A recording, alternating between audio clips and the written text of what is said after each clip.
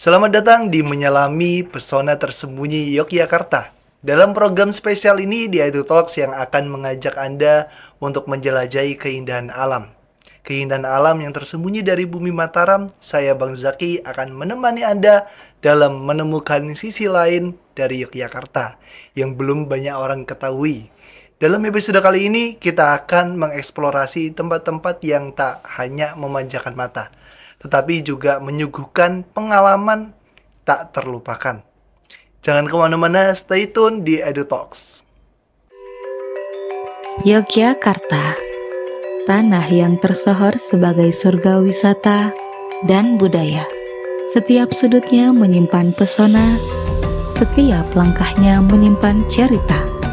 Budayanya tak sekadar indah, tapi sakral, mengalun dalam gamelan, mengakar dalam setiap upacara. Yogyakarta bukan sekadar tempat, tapi simfoni yang memadukan alam, rasa, dan warisan jiwa dalam satu harmoni.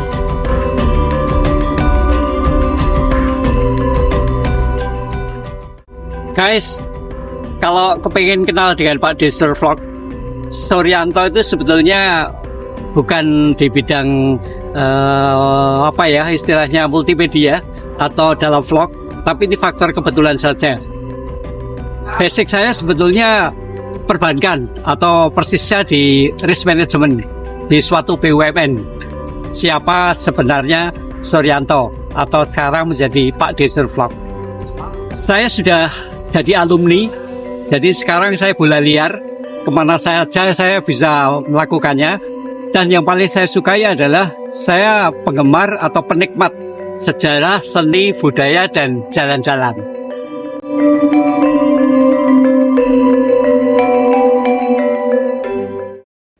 Kembali lagi dengan saya Bang Zaki. Di program Edu Talks ini kita sudah dibersamai oleh Bapak Pak Desur.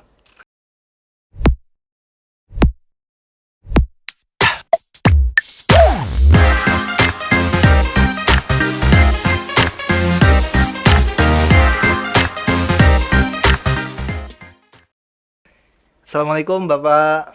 Waalaikumsalam warahmatullahi. Gimana Pak Desur kabarnya hari ini Pak Desur ya? Luar biasa, alhamdulillah sehat selalu. Alhamdulillah, Masya Allah. Pak Desur, kita di sini dari Edu Talks, dari TV Edu Talks, kita akan membahas tentang keindahan alam yang ada di Yogyakarta. Karena Yogyakarta itu tidak hanya terkenal dengan sejarah dan bangunan dan tetapi masih banyak keindahan-keindahan alam yang tersembunyi di Yogyakarta. Nah, mungkin bisa di-sharingkan Bapak Pak D.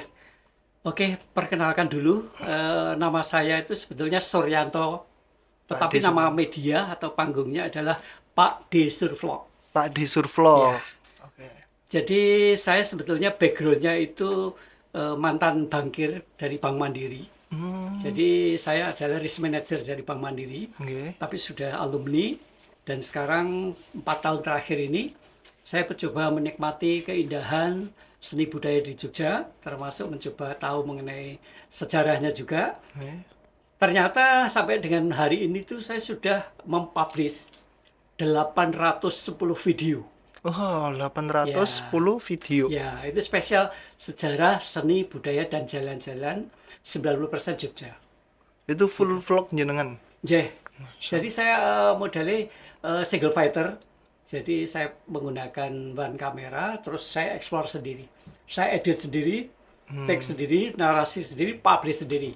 Hanya channelnya itu menggunakan channel anak saya, karena saya dulu itu tidak tahu apa yang namanya YouTube, Instagram.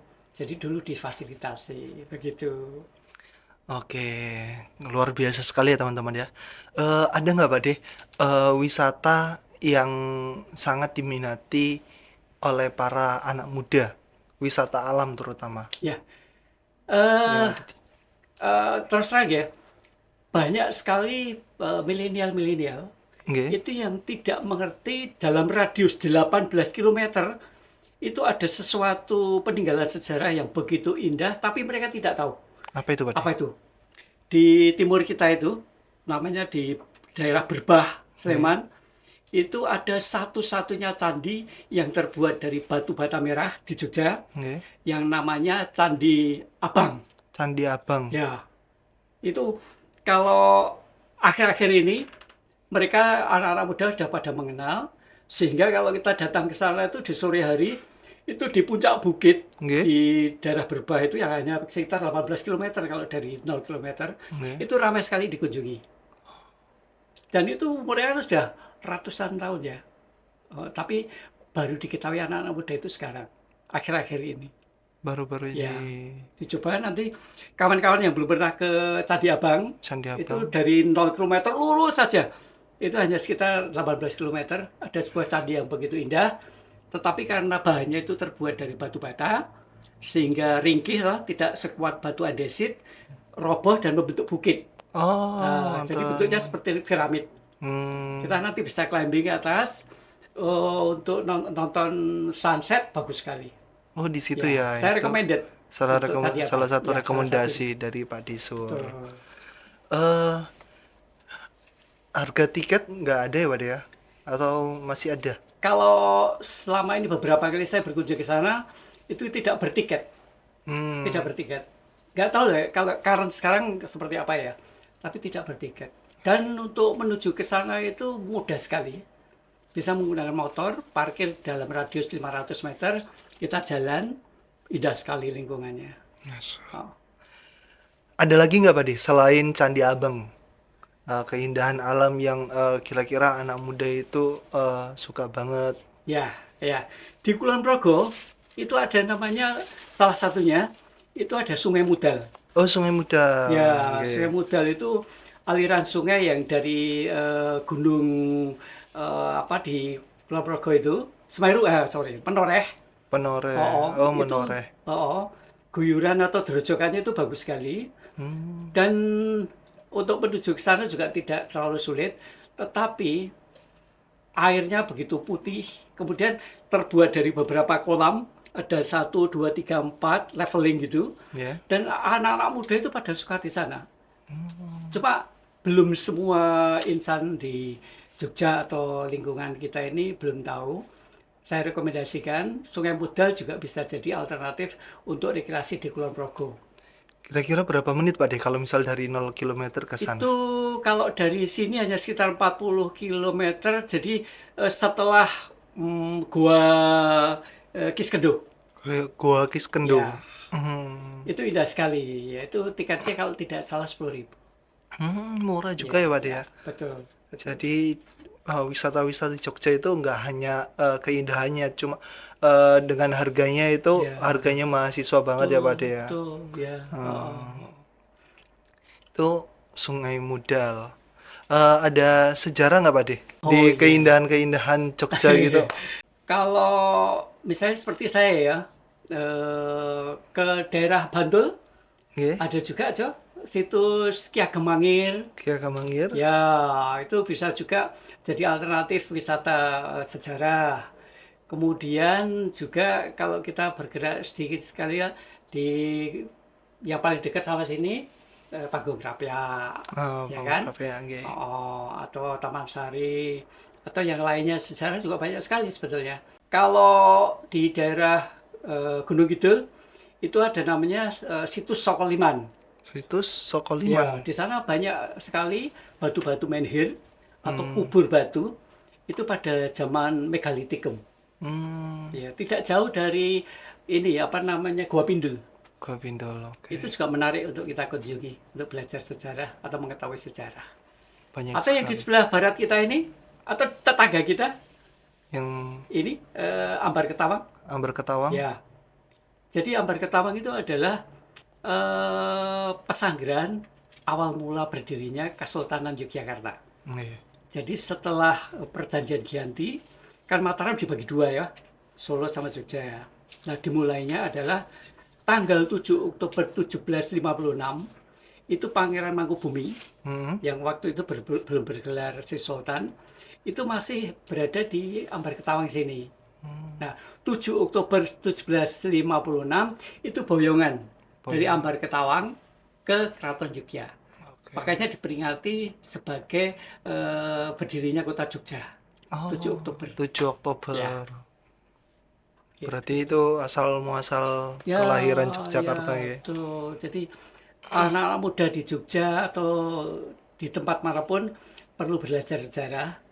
Kita harus mengetahui lingkungan kita itu asal-usulnya seperti apa, sehingga kita tidak terbawa arus globalisasi, tetapi punya pendirian kuat dan pengetahuan kuat mengenai sejarah asal-usul nenek moyang kita.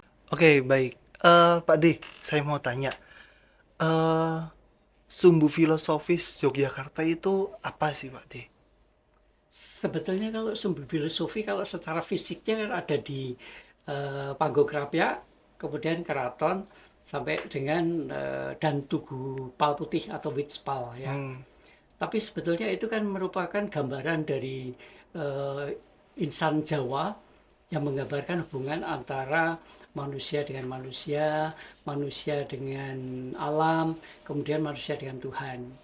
Dan tanggal 2 tahun 2023, coba saya tidak ingat bulan dan tanggalnya, itu kan dapat pengesahan dari UNESCO hmm, bahwa sumbu filosofi itu bukan hanya sebagai warisan Jogja dan Indonesia, tapi sudah bagian dari warisan dunia. warisan dunia. Ya, oleh karena itu yang terkait sama sumbu filosofi, utamanya adalah bangunan-bangunan fisik, itu harus dipulihkan kembali minimal sekian persen, saya nggak tahu persis, itu seperti pada zamannya. Hmm, Begitu. Makanya kita lihat beberapa bangunan yang ada di sekitar sumber filosofi dan di dalam keraton pun dibenahi. Karena dalam rangka memenuhi sumber filosofi warisan dunia itu yang oke. ditetapkan oleh UNESCO. Jadi sumber filosofi itu dibangun tidak hanya sekedar bangunan, tapi ada artinya. Cuma secara detail saya pernah bercerita ada di Pak Desur Vlog gitu. Oke. Oke, teman-teman, kita akan ada sedikit iklan. Tetap stay tune di EduTalks.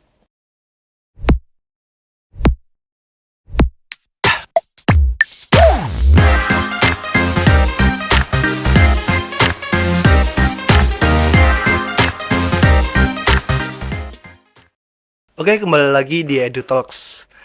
Teman-teman, tadi kita sudah mendengarkan Pak De Suryo tentang keindahan alam, terus sumbu filosofi Yogyakarta, dan masih banyak lagi. Mungkin ada yang bisa disampaikan dari Pak De Suryo? Oke. Mungkin secara detail mengenai sejarah seni dan budaya Yogyakarta itu bisa diekspor di Pak Desur Vlog.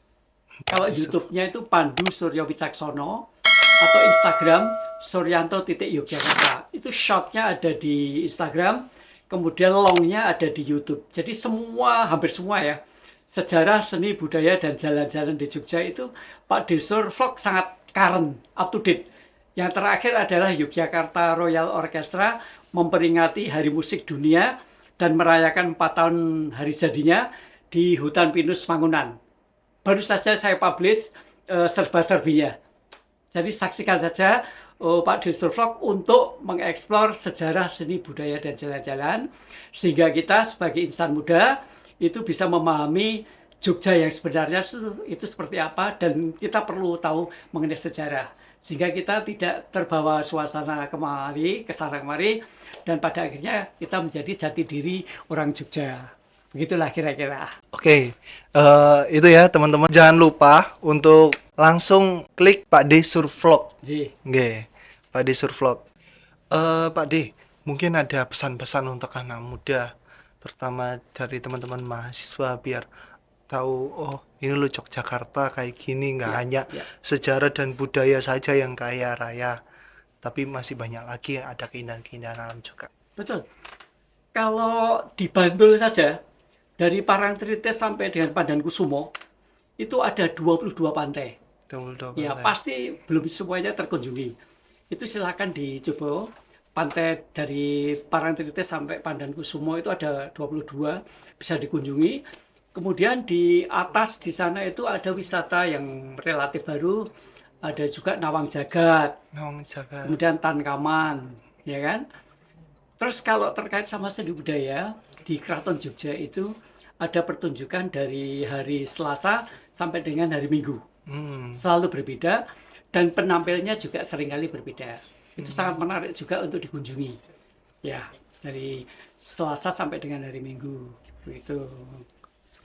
Ya, atau kalau yang suka dengan musik bisa ngikuti Yogyakarta Royal Orchestra.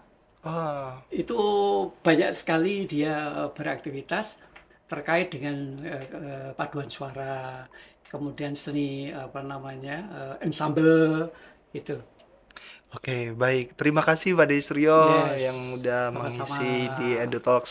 Tetap stay tune di EduTalks.